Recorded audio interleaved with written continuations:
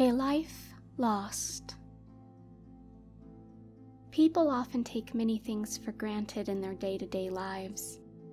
The amenities they enjoy in our modern age, and the chances they are afforded in certain circumstances. I would have never thought that my life in itself could have been taken for granted. I look back now and wonder how I could have avoided this, but I have yet to find an answer. It started a month ago. It was so insignificant that I continued through my day without noticing. I think that's the biggest mistake I have ever made, and if I could turn back time, I would live my life so much differently. I mean, what is a pair of shoes compared to an entire lifetime, right? I spent a good hour searching for my favorite pair of wingtips. I had a big interview with the largest marketing firm in the city, and I knew that I needed to look my best.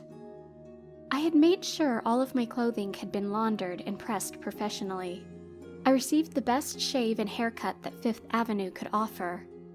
All I needed now were those shoes. When I was certain I would not find them, I settled for a slightly older pair of lesser quality, hoping that my personality would draw all the attention away from my feet. The interview went perfect, and I would begin the following day. I smiled all the way up to my apartment door, digging the keys from my pocket. I rolled through each one upon the key ring, one at a time, but the key to my door was not among them. I searched through them again to be sure, but when it couldn't be found, I made my way down to maintenance to get a replacement. The whole thing had ruined my good mood, especially knowing I would be charged a $50 fee for the new key. I had the perfect suit in mind for my first day, but as I rummaged through my closet, I noticed it was not there. I settled for my second choice and assumed I had simply forgotten to pick up the nicer one from the dry cleaners. I had a quick chat with my mother as I made my way to work, still beaming about my current employment. She was happy for me, and as always asked if I could come visit soon.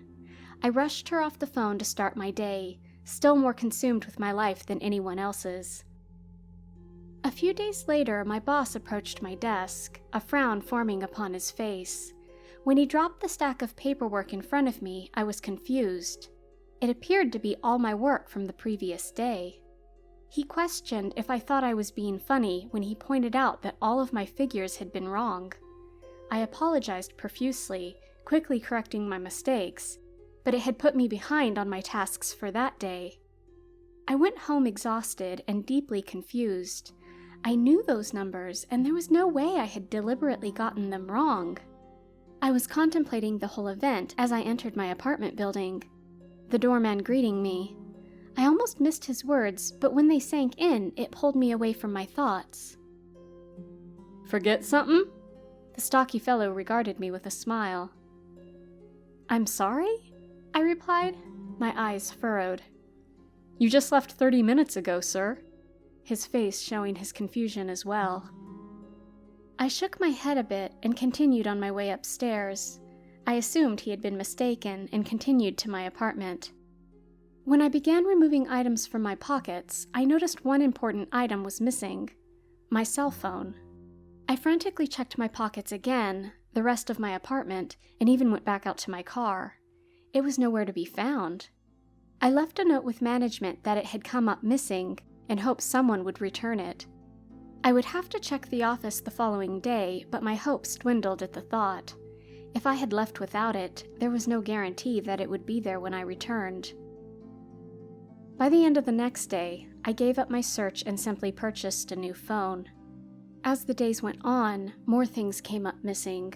I even reached a point where I would place all of my important items in my nightstand drawer together and double-check them in the morning. My routine had become one of paranoia, and I started to feel a little crazy by the following Monday, since nothing else had disappeared. That is, until I left my apartment for work. The empty spot where my BMW once sat was my tipping point. It had taken me 3 years to save up enough for that car, and now someone had simply rode out in it. I double-checked my keys, and sure enough, the key to it was missing. I fumed at the thought, knowing someone would have had to enter my apartment, sneak into my bedroom, and lift them from my nightstand. My first call was to the police, and the second was to management. They assured me that according to their security footage, I had been the only person to enter or exit that apartment. I insisted they change the locks, and they agreed in an attempt to calm me. The whole event took over an hour, and without realizing it, had caused me to be severely late to work. When I arrived, a message had been left upon my desk for me to see my supervisor. First, it was my car, and now I was being reprimanded for being late. I argued with myself within my head as I sat listening to a lecture. I attempted to explain the situation, but I was given a verbal warning. The next time would be a written warning, and it only took 3 of those to send you packing. Whoever had been messing with me was risking my job now. By the end of the week, I had not heard a word from the NYPD, so I decided to stop by the precinct. I asked to speak to the detective I had spoken to before, and I was directed to a desk. I introduced myself, and he nodded before responding. "Yes, good to see you again." His words fell from a smile, but they hit like a hammer. I was confused and questioned what he meant.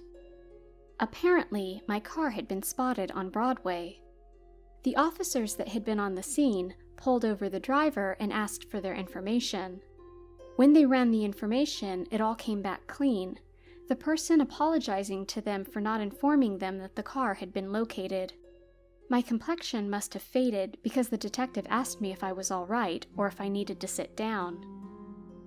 I sat and explained that I had not been on Broadway in my car, and that it surely had not been located. I expressed anger at the thought, stating that they had made some sort of mistake. He assured me that the person that had been operating the vehicle had been identified as myself, but he would verify with the officer on scene and give me a call back. The following morning, I called ahead for a cab before getting dressed for the day. I assumed this would give me just enough time to finish and make it down to the curb before they arrived. I was greeted by the doorman once again, but he wasn't smiling. Fear riddled his features, and it seemed to filter into me as he stared. I quickly passed by him, averting my gaze, and stepped out onto the sidewalk. There was no cab waiting, and when I asked the doorman if one had shown up, he nodded slightly. "Well, where did it go? Did someone else take it?" I said, anger bubbling up inside of me. "Well, yes. No," he stammered, his eyes looking from me to the street. "Well, which is it? Yes or no?" My foot tapped in my annoyance. "Well, you did. About 5 minutes ago, sir." The words coming out as if they didn't make sense to even him. My foot stopped tapping the concrete, and I could feel my body go cold. This was impossible, I thought to myself.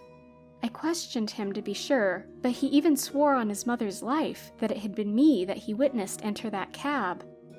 Then my mind began replaying the conversation with the detective. A feeling overcame me. The sudden realization almost made me stumble while fumbling at my pocket. I removed my wallet, the same wallet that had felt so unnaturally light in my rush to get dressed. When I opened it, my driver's license and credit cards were missing. My only saving grace was that I still had some cash tucked away within the folds. It was just enough to get a ride to work, but again, it left me late. I tried to explain. I tried to make sense of what happened to my boss, but it only resulted in a write-up. That evening, I found myself standing in the police department amidst laughter as I tried to follow up on my missing car. I simply wanted to find this person who had seemingly hijacked my life. When I continued to protest the whole scene, it stopped being so funny. They became agitated and suggested I stop with this whole charade and go home. I, however, had already lost my cool. I don't know if I could calm down by that point. When my frustration turned to cursing and flinging insults, I found out what a holding cell looked like from the inside. I had never been in trouble with the law before, but they had been more than happy to give me my first experience. I was released the following day with a warning not to return unless I had a legitimate report to file with their office. Upon my exit is when I first saw him, smiling back that toothy smile. He looked just like me, down to every strand of hair. He exited the coffee shop across the street, sat down in my BMW, and sped down the road in the direction of my apartment.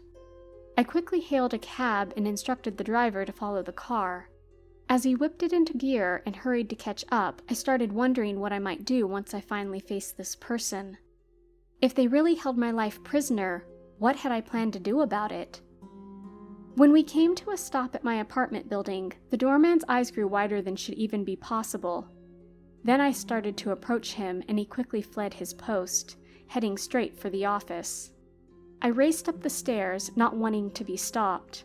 I knew if the doorman or management asked for an explanation, I would have no way of coming up with one. The whole thing didn't even make sense to me. How could I make it make sense to someone else? I reached my door as this person attempted to open it with my key. I yelled out, drawing his attention, and he looked up at me with that sick smile, and what little confidence I had built slowly faded. I felt myself begin to shake as I tried to form words. Who? I stammered. I'm you, pal. Well, me now. His perfectly sculpted teeth shining behind his curled lips. But I'm... you're... I tried to reply, my mind unable to comprehend the situation. It's time for you to move on. I've got this from here on out, he said, before opening the door to my apartment. What? How? My eyes blinking rapidly, trying to wake from my nightmare. Get a life. This one's mine, he said before walking into the apartment and shutting the door. I rushed to follow, but heard the audible clink of the lock being turned into place. I scrambled to find my key, but again it was missing. A few moments later, the manager, the doorman, and a security guard bound up the steps behind me to reveal I had been banging upon my own apartment entrance. When I realized this, I stopped hitting my hands upon the door and slowly let them rest by my side. I had no idea what to say, and the group seemed too frightened to question me. I quickly pushed past them, bounding down the stairs and back out into the street. My mind raced, trying to figure out what to do. I reached for my phone, trying to think of someone I could call, anyone who might be able to help. I had a missed call from work that I was now half a day late for due to my night in jail.